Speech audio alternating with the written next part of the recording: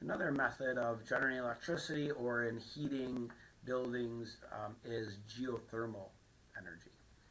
So geothermal, geo meaning the earth, thermal meaning heat, is a way of using the heat within the earth to, like I said, either generate electricity or to heat homes and buildings. And so there's sort of two things we're talking about, both which use heat from within the earth. One is a geothermal power plant. Okay, and that's this one you see on the lower side of this diagram here. A geothermal power plant takes heat from deep in the earth. We know deep in the earth is very hot. Takes heat energy, heats up water, which turns into steam, which spins a turbine connected to a generator. So that's all things we've heard. But it's utilizing heat from deep within the earth to generate that energy.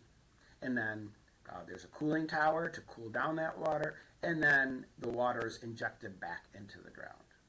So this is how geothermal energy is used to generate electricity.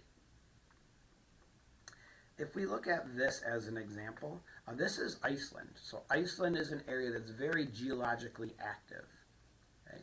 And so because of that, geothermal energy is prominently used in Iceland. We can see over the last 80 years or so, we can see what's happened. Geothermal energy has increased significantly in Iceland, and actually if we look at the percentages, it provides the largest majority of electricity in Iceland using this geothermal energy. Okay, so this type of electricity generation, it's really only accessible in certain areas where you have the right geologic conditions to access those really hot areas of the Earth's interior, like in Iceland. So it's relatively limited in how we can use it. There is also the question of the release of materials from within the Earth, hydrogen sulfide being one of them, that can be a pollutant as we drill deep into the Earth to access this heat energy. But there's also another way of using heat from within the Earth. This is something else that works in a different way. This is a geothermal heat pump. And so if this doesn't go very deep into the Earth. These systems can be put into a house, an existing home, or as a new home's being built. Basically, they dig a relatively deep hole, but not very deep as compared to the geothermal power plant. And then they run these tubes that go into the ground. Because the temperature as we go down into the earth, 10 or 15 feet, is relatively stable.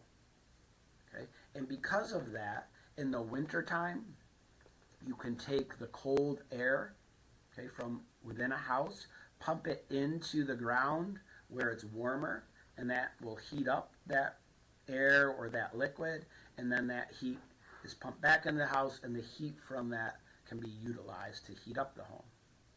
In the summertime, the same exact system can be used to cool the home.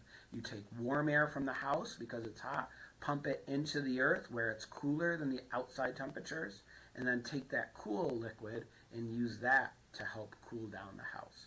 So geothermal heat pumps can be used for heating and cooling purposes. There actually are also heat pumps which don't use the temperature within the earth, but actually use the air. These are becoming more and more common. These are called air source heat pumps, and they use the same concept to heat and cool a house.